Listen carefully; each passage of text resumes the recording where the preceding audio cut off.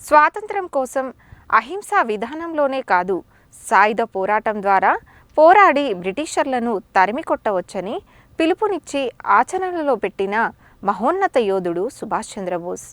ఆజాద్ హిందూ ఫౌజ్ను స్థాపించి దేశానికి స్వాతంత్ర్యం తీసుకురావడంలో కీలక పాత్ర వహించారు. నేతాజీ సుభాష్ చంద్రబోస్ జయంతి సందర్భంగా పరాక్రమ దివస్పై ప్రత్యేక కథనం.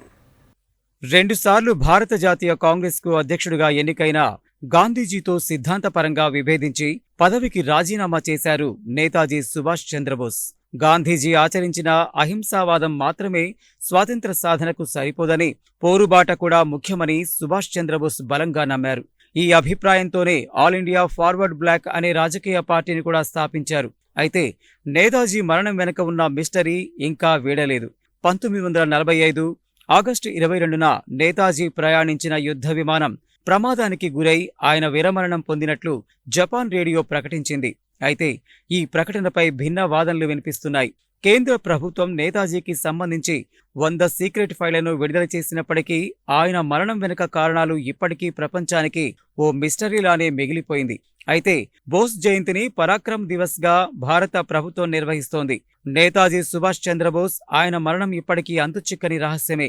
మీరు నాకు రక్తం ఇస్తే నేను మీకు స్వేచ్ఛ ఇస్తాను అనే నినాదంతో భారతదేశ స్వాతంత్ర పోరాటంలో తనకంటూ ఓ ప్రత్యేకత సాధించుకున్నారు నేతాజీ సుభాష్ చంద్రబోస్. 1879 జనవరి 23న ఒడిశాలోని కటక్లో జానకీనాథ్, ప్రభావతి బోస్లకు నేతాజీ జన్మించారు. చిన్నతనం నుంచి విద్యలో రాణించిన బోస్ రామకృష్ణ పరమహంస, స్వామి వివేకానందుడి మార్గంలో పయనించి సన్యాసం తీసుకోవాలని తీర్మానించారు.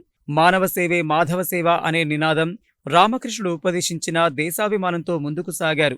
జాతీయ కాంగ్రెస్లో చేరి దేశ స్వాతంత్ర పోరాటంలో పాలుపంచుకున్నారు. శ్రీ ఆర్య పత్రికలో సంపాదకుడిగా ఆయన రాసిన వ్యాసాలు స్వాతంత్ర సమరంలో పాల్గొనే వీరుల్లో ఉత్సాహాన్ని నింపాయి. తత్వశాస్త్రంలో డిగ్రీ పూర్తి చేసి ఇంగ్లండ్కి వెళ్లిన సమయంలోనే జలియన్ వాలాబాగ్ ఉదంతం చోటు చేసుకుంది. ఐపీఎస్ శిక్షణ తీసుకున్నా అధికారిగా బాధ్యతలు స్వీకరించక స్వాతంత్ర పోరాటంలో పాల్గొనేందుకు కాంగ్రెస్ పార్టీలో చేరారు. బ్రిటిష్ అధికారి వెల్స్క్యూన్ భారత పర్యటనకు వ్యతిరేకంగా చిత్తరంజన్ దాస్తో కలిసి జరిపిన పోరాటంలో అరెస్టయ్యారు. స్వాతంత్ర పోరాటంలో భాగంగా 11 సార్లు జైలుకి వెళ్లిన సుభాష్ చంద్రబోస్ ఆంగ్లేయుల కదంబ హస్తాల నుంచి భరతమాతను రక్షించేందుకు చలో ఢిల్లీ, నాకు రక్తాన్నివ్వండి, నేను మీకు స్వాతంత్రాన్ని ఇస్తాను అనే నినాదాలను ఇచ్చారు. నేతాజీ ఆధ్వర్యంలో 1944 ఫిబ్రవరి 4న చలో ఢిల్లీ కార్యక్రమాన్ని నిర్వహించారు. రెండో ప్రపంచ యుద్ధం ఆరంభం కావడంతో ఆంగ్లేయులను దెబ్బతీయడానికి ఇదే సువర్ణావకాశమని భావించారు. యుద్ధం ప్రారంభం కాగానే కూటమి ఏర్పాటు చేసే ఉద్దేశంతో రష్యా, జర్మనీ, జపాన్లో పర్యటించారు.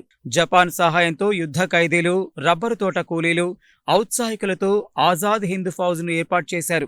జపాన్ అందించిన సైనిక, ఆర్థిక, దౌత్య సహకారాలతో ఆజాద్ హింద్ ప్రభుత్వంను సింగపూర్లో ఏర్పరిచారు. ఆంగ్లేయులకు వ్యతిరేకంగా నేతాజీ జరిపిన పోరాటం వారికి ముచ్చెమటలు పట్టించింది. అహింసా మార్గంలో మాత్రమే స్వాతంత్ర్యం లభించదని, ఆయుధాలను చేతపడితేనే సాధించగలమనే నినాదాన్ని నేతాజీ లేవనెత్తారు. భారత్కు ఆయుధాలతో పోరాడడం తెలుసని ప్రపంచానికి చాటి చెప్పిన ఘనత నేతాజీకే దక్కుతుంది. స్వాతంత్ర్యం కోసం తన 23వ ఏటనే భారత జాతీయ కాంగ్రెస్లో సభ్యుడిగా చేరిన నేతాజీ బ్రిటిషర్ల ఆధిపత్యాన్ని అణిచివేయడానికి 20 సంవత్సరాలు పోరాడారు. తన 41వ ఏటనే కాంగ్రెస్ పార్టీ అధ్యక్షుడిగా ఎంపికయ్యారు. అహింసా మార్గం ఆంగ్లేయులకు అర్థం కాని భాషని తెలుసుకున్న బోస్ 1941లో గృహ నిర్బంధంలో ఉన్నప్పుడు బ్రిటిష్ సైన్యం కళ్లల్లో దుమ్ము కొట్టి కలకత్తా నుంచి అదృశ్యమయ్యారు. సాయుధ పోరాటాన్ని బలంగా నమ్మిన బోస్ జనరల్ మోహన్ సింగ్ ఆధ్వర్యంలో ప్రారంభమైన సింగపూర్, మలేషియాలోని భారత జాతీయ సైనిక దళానికి జీవం పోశారు. 1944 ఫిబ్రవరి 4న బర్మా రాజధాని రంగూన్ నుంచి భారత్ సరిహద్దులకు ఇండియన్ సైన్యం ప్రయాణమైంది. తరువాత 2 ఏళ్లలో కోహిమా కోట, తిమ్మాపూర్, కోహిమా సైనిక దళం చేరుకుంది. భారత్ జాతీయ సైనిక దళ దాడుల దాటికి తట్టుకోలేక బ్రిటిష్ సైన్యం కుదేలైంది. నా జీవితం వివేకానందుని ప్రభావంతో రూపొందింది. జ్వాలావంతమైన వివేకానందుని దేశభక్తి భావాలు నా రక్త నాళాల్లో లావాలా ప్రవహించి నన్ను ఉత్తేజపరుస్తూ జాతీయ ఉద్యమంలో ముందుకు నడిపిస్తున్నాయని బోస్ సగర్వంగా చెప్పుకున్నారు. 1945 ఆగస్టు 18న ఫార్మోజా సమీపంలో విమాన ప్రమాదంలో నేతాజీ మరణించినట్లుగా టోక్యో రేడియో ప్రకటించింది. అయితే అప్పట్లో విమాన ప్రమాదం ఏదీ జరగలేదని పలు నివేదికలు తెలిపాయి. నేతాజీ ఎప్పటి వరకు జీవించి ఉన్నారు, చివరి రోజులు ఎక్కడ ఏ విధంగా గడిచాయనేది ఇప్పటికీ అంతు చిక్కని రహస్యమే. శౌర్యం, ధైర్యం, సంఘటన కుశలత, ప్రయత్నశీలత, త్యాగం, బలిదానాలనే అత్యుత్తమ ఆదర్శాలను ప్రపంచం ముందుంచిన మహానాయకుడు నేతాజీ సుభాష్ చంద్రబోస్. ఆయన పోరాట తత్వాన్ని, ఆయన జీవిత చరిత్రను నేటి తరాలు తెలుసుకోవడం ఎంతైనా అవసరం. నేతాజీ సుభాష్ చంద్రబోస్ భయంకరమైన కరడుగట్టిన దేశభక్తి వీరుడు. అతను ఈ భారతదేశానికి మొదటి జెండా ఎగిరింది అంటే అదేదో స్వాతంత్రం 1947లో వచ్చింది, బ్రిటిష్ వాళ్ళు వెళ్ళిపోయారు, ఎగిరింది అనేది కాదు. మొదలు ఎగిరవేసినటువంటి వ్యక్తి సుభాష్ చంద్రబోస్. కలకత్తాలో జన్మించిన అతను రంగూన్లో నుండి పోరాటం చేసి బ్రిటన్ పోయి అక్కడ ఉన్నటువంటి బ్రిటిష్ వాళ్ళతోటి మాట్లాడి ఒక తీవ్రవాదిగా ముద్రపడి దేశం కోసం ప్రాణత్యాగం చేసినటువంటి ఒక గొప్ప వీరుడు సుభాష్ చంద్రబోస్. సుభాష్ చంద్రబోస్ చేసినటువంటి త్యాగాలు, ఆయన నడిపినటువంటి ఆజాద్ హింద్ ఫౌజ్, ఆయన సైనిక దళం పటాలం అనేటువంటిది అతి గొప్పదైంది భారతదేశంలో. ఇవాళ మనం border security force, air force, navy అవన్నీ పెడుతున్నాం. కానీ ఆ రోజులలో ఆ మహానుభావుడు భారతదేశ స్వాతంత్రం గురించి భారతీయులతోటి, భారతదేశానికి స్వాతంత్రం ఈ సత్యాగ్రహాలతోటి కాదు, దీనికి కావాల్సినటువంటిది బ్రిటిష్ వాళ్ళను ముందు ఆయుధాలతోటి దాన్ని ఎదుర్కోవాలి అనేటువంటి ఒక గొప్ప సంశయంతో ఒక అద్భుతమైనటువంటి సందేశాన్ని ఇచ్చి అనేక మంది దేశభక్తులతో కూడుకున్నటువంటి ఒక సైనిక పటాలాన్ని తయారు చేసిండు. ఆజాద్ హింద్ ఫౌజ్ అని ఏర్పాటు చేసిండు. దాంతో బ్రిటిష్ వాళ్లను గడగడలాడించడం జరిగింది. ఆయన కేవలం భారతీయులతోటి ఈ సహకారం తీసుకోవడమే కాకుండా అటు జపాన్, ఇటు బర్మా, అప్పుడు భారతదేశానికి సంబంధించినటువంటి రంగూన్లో ఉన్నటువంటి అక్కడ కూడా ఆయన తన యొక్క కార్యక్రమాలన్నింటినీ భారతదేశ స్వాతంత్రాన్ని సంపాదన కోసం ఆయన అక్కడి నుంచి కార్యక్రమాలు చేయడం అనేటువంటిది జరిగింది. ఆయన పటాలం ఎట్లాంటిది అంటే ఒక చిన్న ముక్క చాలు. ఆయన వెంట ఉన్నటువంటి సైనిక దళాలు ఏవైతే ఉన్నాయో అందులో ఒక లేడీ ఉంది. ఆ లేడీ సుభాష్ చంద్రబోస్ కోసం తన భర్తనే త్యాగం చేసింది. ఆవిడ లాంటి వాళ్ళు కొన్ని వేల మంది సుభాష్ చంద్రబోస్ దగ్గర నమ్మిన బంటువులు ఉన్నారు. అలాంటి అద్భుతమైనటువంటి దళంతో బ్రిటిష్ వాళ్ళ మీద ఎదుర్కొని పోరాడి స్వాతంత్రం ఇక మనకు వస్తుంది అనేటువంటి దశను సుభాష్ చంద్రబోస్ గారే తీసుకొచ్చిండ్రు. ఈ సుభాష్ చంద్రబోస్ తోటి మనం పోరాడలేము అన్న స్థితికి బ్రిటిష్ వాళ్ళు వచ్చే సమయానికి ఇటు వీళ్ళు మన యొక్క ఏది సత్యాగ్రహాలతో మహాత్మా గాంధీ గారు అయితేనేమి, మిగతా వాళ్ళు అయితేనేమి, వాళ్ళందరూ ఈ ప్రయత్నం చేయడం, స్వాతంత్రం రావడం జరిగింది. కానీ దురదృష్టం ఏంటంటే ఈ దేశంలో నిజమైన దేశభక్తులకు త్యాగాలు అర్పించాలి అంటే ప్రస్తుత పరిస్థితుల్లో ఉన్నటువంటి రాజకీయ నాయకులకు అంత ధైర్యం సరిపోవట్లేదు. ఎందుకంటే ఆయనకు జననమే కానీ మరణం లేనటువంటి వ్యక్తి. సుభాష్ చంద్రబోస్ గారు ఎప్పుడు మరణించారంటే దెర్ ఈజ్ నో డాటా, ఎక్కడా కూడా లేదు. ఆయన ఎలా మరణించిండు అనేది స్టిల్ ఇట్ ఈజ్ మిస్టరీ.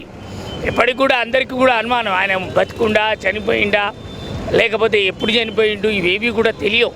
మేము ఇచ్చే సందేశం ఏమిటి అంటే అసలు సుభాష్ చంద్రబోస్ లాంటి నాయకులు ప్రస్తుత జనరేషన్లో వాళ్ళకి ఆయన చరిత్రను చదివి అలా తయారైతే ఈ దేశం యొక్క పరిస్థితి అమెరికా, రష్యా, జపాన్ ఇవన్నీ కావండి, భారతదేశం టాప్లో ఉంటుంది. నేతాజీ అనగానే మనకి త్యాగం, ధైర్యం, దేశభక్తి ఇవి పక్కన గుర్తు రాగానే నేతాజీ సుభాష్ చంద్రబోస్ గుర్తొస్తుంటాడు. సో ఈరోజు సమాజంలో నేతాజీ పాత్ర చాలామంది కనుమరుగైపోతుంది.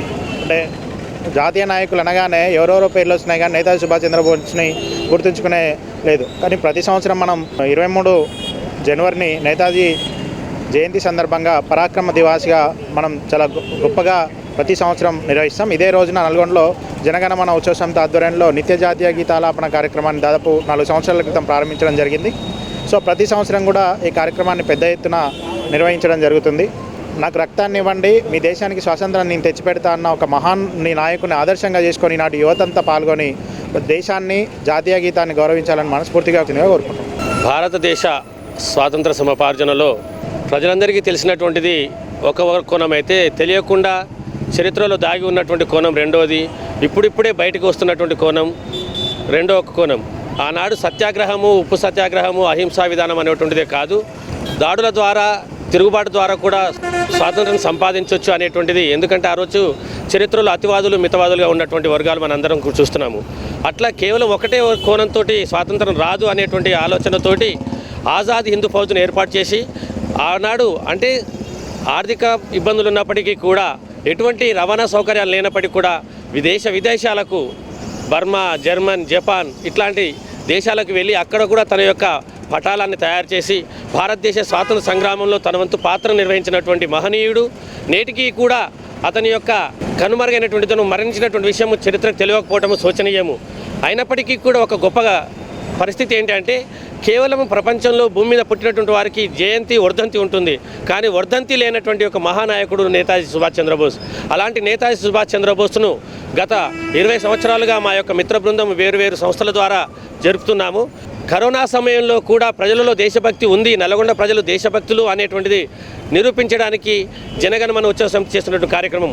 అందులో భాగంగానే ఘనంగా ఆజాద్ హిందూ ఫౌజ్ వ్యవస్థాపకుడైనటువంటి నేతాజీ గారి యొక్క చరిత్రను విద్యా సంస్థలకు, ప్రజలకు, సాధారణ ప్రజలకు కూడా తెలియజేయాలనే ఉద్దేశంతో ఆ యొక్క కార్యక్రమాన్ని మేము ఆ రోజు వారి యొక్క జన్మదినాన్ని పురస్కరించుకొని 2021 జనవరి 23న ప్రారంభించడం జరిగింది.